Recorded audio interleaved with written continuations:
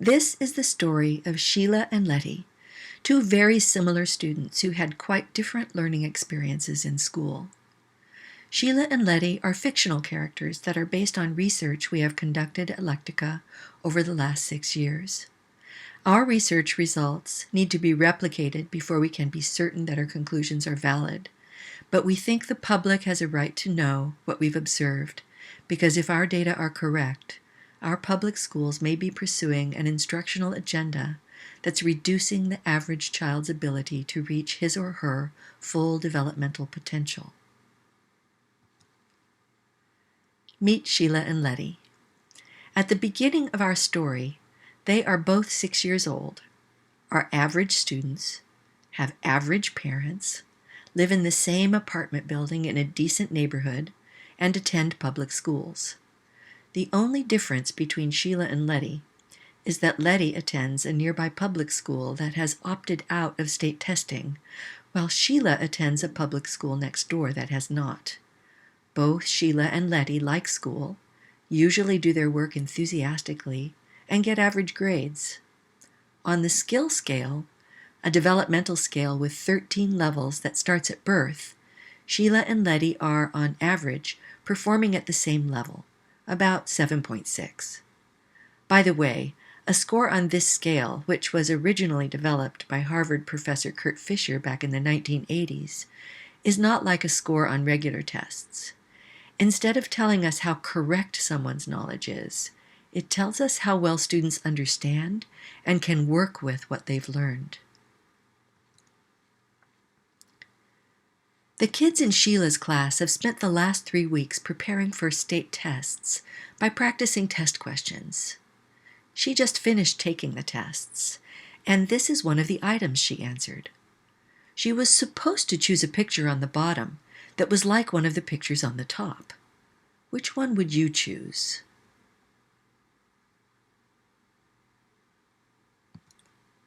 Here's the right answer: the button and zipper, which are both found on clothing.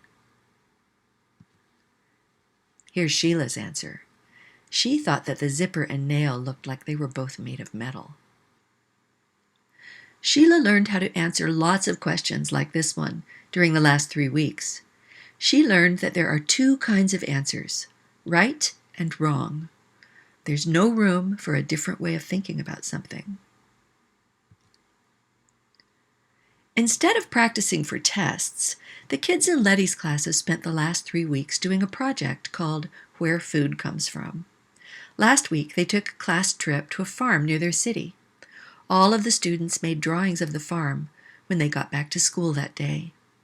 Lettie made this map to show where the buildings, trees, and animals were. When she presented it to the class, she explained that the farmer's family milked the goats and used it to make the cheese that her mom bought at the farmer's market. Lettie not only learned about where goat cheese comes from, but she learned to observe, describe, and illustrate. The focus was not on right and wrong answers, but rather on building skills, and there was lots of room for different ways of seeing things. In the 3rd grade, Sheila's work is still average, but the pace of the curriculum seems to be a bit too fast for her. Her state test scores have dropped a bit, and she's falling behind in reading and math. Sheila sometimes complains, "It's too hard." Her parents are concerned, but because she's an average student without any disabilities, she can't get any extra help at school. The teacher, who is under a lot of pressure to make sure the students in her class pass the state tests, tries to help by sending home worksheets to give Sheila extra practice. Sheila complains that the worksheets are boring. Here's what's happening for Lettie in the 3rd grade. Her teacher doesn't have to teach the same material to every student, and she understands that students learn best if they're able to learn at their own pace. She's used her own judgment and the results from formative assessments designed to support optimal learning, to provide Lettie with a range of activities that are right in her Goldilocks zone, where the material is just hard enough and the activities are most engaging. Instead of giving Lettie worksheets, she's advised Lettie's parents to read with her every day, and has given them a carefully selected list of books that match Lettie's interests and her developmental level. Right now, Lettie and her mom are taking turns reading Charlotte's Web. When asked what she likes most about school, Lettie says, "Recess and reading circle." You can see in this chart that by the third grade, we're starting to see maybe a tiny bit of difference between Sheila's and Lettie's skill scale scores. Sheila is just beginning to show possible signs of falling behind. In fifth grade, Sheila's test scores are still in the needs improvement group, and her schoolwork is starting to slip. She tells her mother, "It doesn't matter how hard I try. I never get a good grade. It's like getting a punishment, even when I really try." Sheila has homework every day. It's supposed to take 30 to 45 minutes to complete, but it takes Sheila 2 hours. The teacher tells her parents that Sheila's attention wanders during lessons, and she needs to try harder if she wants to get better grades. She tells them about a vocabulary workbook Sheila can use to improve her test scores. Her parents tell the teacher, "Sheila is already doing 2 hours of homework every night." Lettie, unlike Sheila, is starting to move ahead in some subjects. She particularly likes science. "Because I always want to know stuff about how things work, like how can a seed grow up to be a tree?" And although she isn't the best reader in the class, she loves books. Her parents say they have trouble getting her to put her book away and turn out the light at bedtime. When they were reading The Secret Garden, Lettie and some of the other students in her class decided they wanted to learn about songbirds.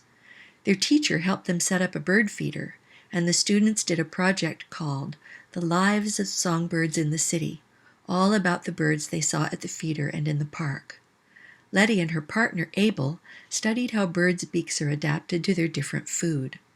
During this project, Lettie not only learned new words, she learned the words she and Abel needed to tell their own story.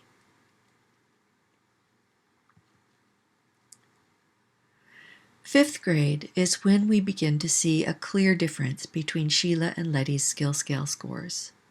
Although the difference doesn't look very big, Sheila is now actually about a half of a year behind Lettie.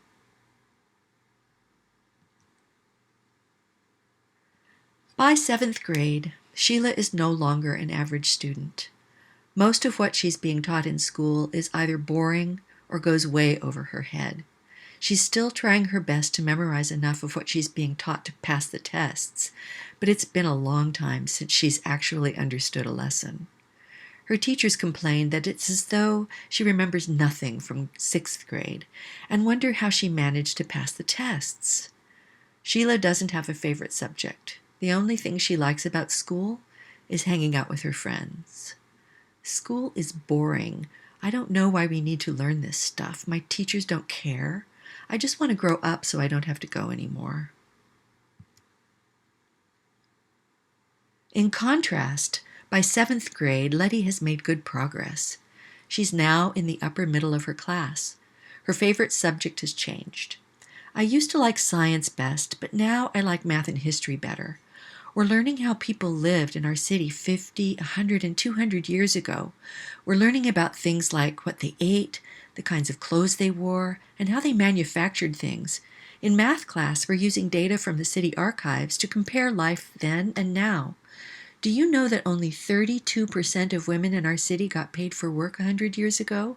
And they were mostly servants or factory workers? Now it's almost 61%, almost as much as men, and lots of women have really cool jobs."